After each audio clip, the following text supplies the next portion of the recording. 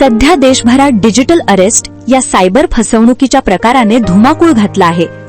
अनेक उच्च शिक्षित आणि निवृत्त लोक याच्या जाळ्यात अडकून आपली आयुष्यभराची कमाई गमावत आहेत.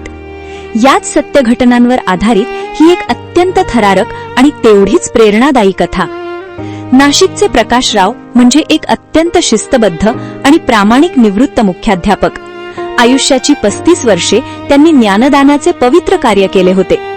निवृत्तीनंतरचे आयुष्य ते आपली पत्नी सुमतीसोबत शांततेत व्यतीत करत होते. पण एका मंगळवारी दुपारी आलेल्या एका फोन कॉलने त्यांच्या आयुष्यात भयानक वादळ निर्माण केले. तो फोन एका अनोळखी नंबरवरून आला होता.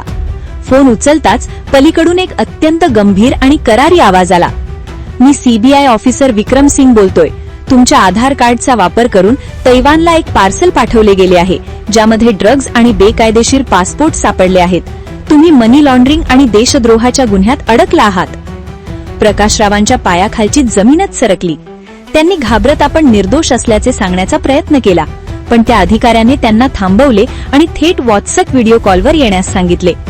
व्हिडिओ कॉल सुरू होताच प्रकाशरावांना समोर खाकी वर्दीतील एक अधिकारी दिसला.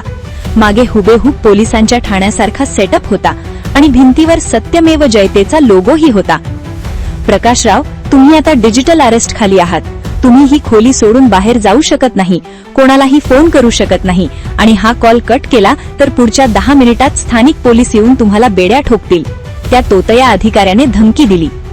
प्रकाशराव प्रचंड घाबरले. वय 65 वर्षे, समाजात असलेली इज्जत आणि अचानक लागलेला देशद्रोहाचा कलंक. त्यांच्या विचारांची साखळीच तुटली. सायबर भामट्यांनी त्यांच्या याच भीतीचा फायदा घेतला. त्यांनी प्रकाशरावांना सांगितले, तुमच्या बँक खात्यात असलेले 25 लाख रुपये तपासासाठी रिझर्व्ह बँक ऑफ इंडियाच्या एका सुरक्षित खात्यात जमा करावे लागतील.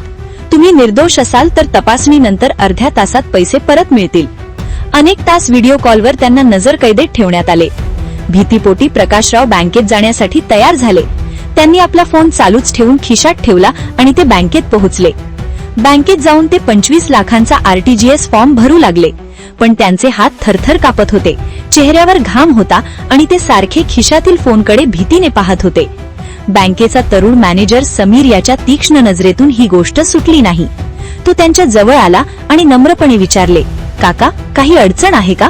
तुम्ही खूप घाबरलेले दिसत आहात. प्रकाशरावांनी रडवेल्या आवाजात आणि अत्यंत हळूच सांगितले, माझ्यावर सीबीआयची पाळत आहे. मी डिजिटल अरेस्ट मध्ये आहे. हे पैसे नाही पाठवले तर ते मला अटक करतील.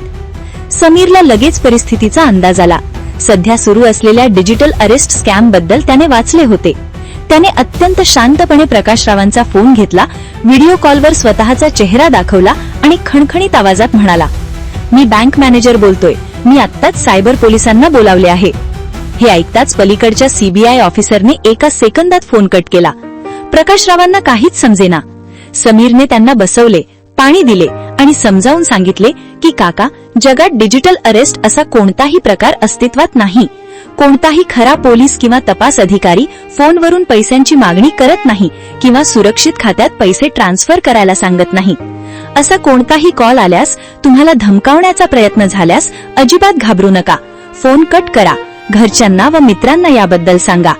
अशा कोणत्याही संशयित कॉल नंतर भारत सरकारच्या सायबर हेल्पलाईन नंबर 1930 वर त्वरित कॉल करा किंवा www.cybercrime.gov.in वर तक्रार नोंदवा.